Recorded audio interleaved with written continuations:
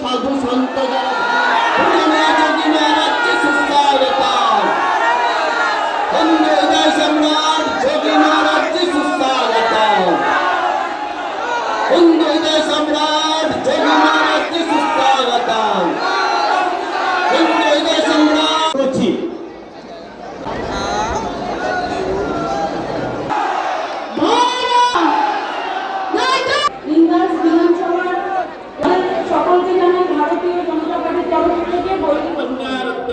सहने के लिए मजबूर है। मैं भाइयों, मैं तो आपको एक ही बात के लिए कहूंगा, याद करिए भाजपा की डबल इंजन की सरकार जहां आई है वहां इंफ्रास्ट्रक्चर आया है, वहां उद्योग आया है, वहां नौजवानों के लिए नौकरी आई है, वहां पर बहनों के लिए रोजगार और नौकरी की सुविधा उपलब्ध हुई है, उनकी सुरक्षा सुनिश्चित हुई है, व्यापारी और उद्यमी सुरक्षित महसूस कर रहा है, कहीं भी कोई अव्यवस्था नहीं है, हर एक को सुरक्षा की गारंटी है। वहां पर प्रदेश तेजी के साथ आगे बढ़ रहा है, हर अन्नदाता किसान का सम्मान है, हर नौजवान के हाथ को कार्य है और वहां पर हर गरीब के लिए आगे बढ़ने की नई संभावनाएं हैं। उत्तर प्रदेश में 15 करोड़ गरीबों को फ्री में राशन की सुविधा का लाभ डबल इंजन की भाजपा की सरकार कर रही है। 10 करोड़ लोगों को यूपी के अंदर वहां पर आयुष्मान भारत में 5 लाख रुपए स्वास्थ्य की सुविधा प्राप्त हो रही है। याद करिए 65 लाख गरीबों को प्रधानमंत्री आवास योजना का लाभ अकेले यूपी में प्राप्त हो गया है। बेहतर स्वास्थ्य की सुविधा प्राप्त हो रही है, अच्छी शिक्षा प्राप्त हो रही है। हमने अब तक उत्तर प्रदेश में 9 लाख नौजवानों को गवर्नमेंट की जॉब दी है और यही नहीं 3 करोड़ से अधिक नौजवानों के लिए उद्योगों में भी नौकरी की व्यवस्था की है। बहनों और भाइयों, यह कार्य बंगाल में भी हो सकता है।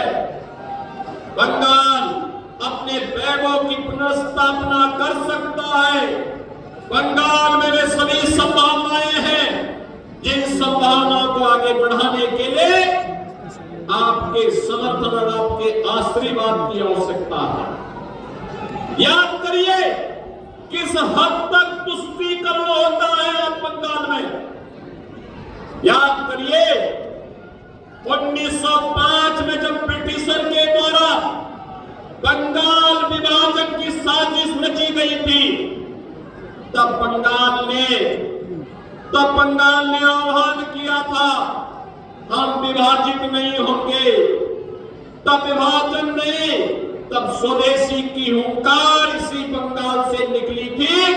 उसने पूरे भारत को स्वाधीनता आंदोलन के साथ जोड़ने का काम किया था। बहनों और भाइयों, आज आपने देखा होगा अभी हाल ही में कुछ दिन पूर्व बांग्लादेश में दलित हिंदू की निर्मम हत्या की गई। भाजपा विरोध करती है, हम लोगों ने उसके खिलाफ आंदोलन किया, लेकिन बंगाल की सीएम ममता दीदी मौन रही। उनको भय था कि अगर वह बोलेगी तो कहीं उनका मुस्लिम वोट न खिसक जाए। बहनों और भाइयों, मैं आपका आह्वान करने के लिए आया हूं। ये वोट बैंक के सौदागर बंगाल की डेमोक्रेसी को बदलना चाहते हैं। आपके पास वर्तमान का समय है और वक्त आपका आह्वान कर रहा है। आने वाली पीढ़ी के साथ कांग्रेस, वामपंथ और टीएमसी को खिलवाड़ करने की छूट मत दीजिए। ये लोग जब यहाँ पे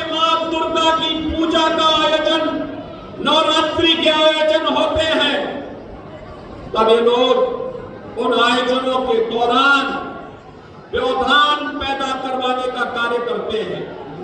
अब हमें ये बातें स्वीकार नहीं करनी चाहिए, इसको बर्दाश्त नहीं करना चाहिए।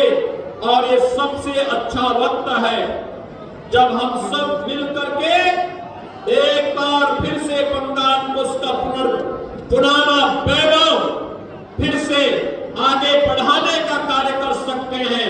और इसी का आह्वान करने के लिए मैं आज आपके बीच में आया हूं।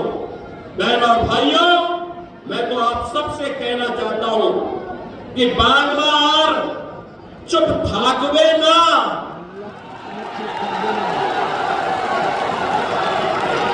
अब खेला बंद होगा और विकास शुरू होगा। एक बार खेला शेष, उन्नयन शुरू। और इसके लिए डबल इंजन की भाजपा की सरकार आवश्यक है। डबल इंजन की सरकार के लिए मैं आपका आह्वान करने के लिए आपके बीच में आया हूं, आप सबसे कहने के लिए।